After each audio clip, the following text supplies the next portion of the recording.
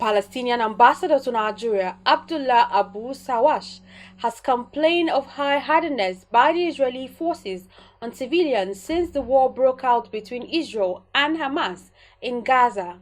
He stated that the detainee count has escalated to staggering 3,200 since October 7th, and that more than 10,000 Palestinian children have been detained by Israel, with 800 of those detentions occurring in this year alone.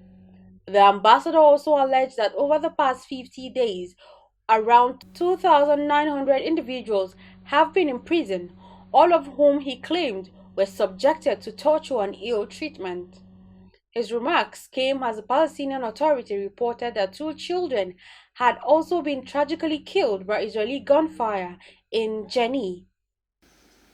Addressing the United Nations Security Council meeting on 22 November, UNICEF representative Catherine Russell said, and I quote, "More than 5,300 Palestinian children have been reportedly killed in just 46 days, or over 115 every day.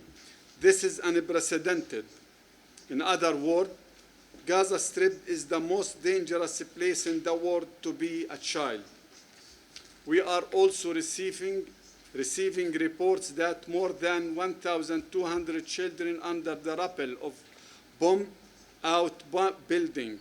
A total of 1,652 children were verified killed between 2005 and 2022.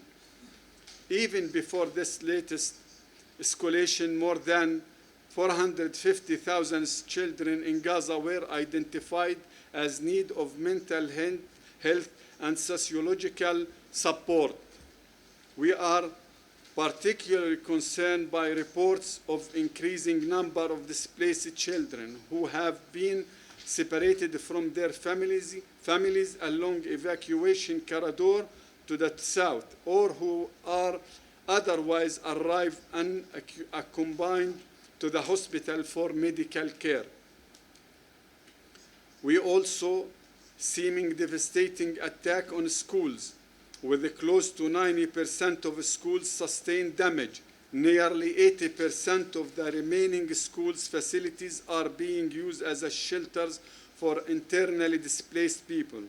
But even though these spaces where children and families have sought safety after fleeing their homes have come under the attack.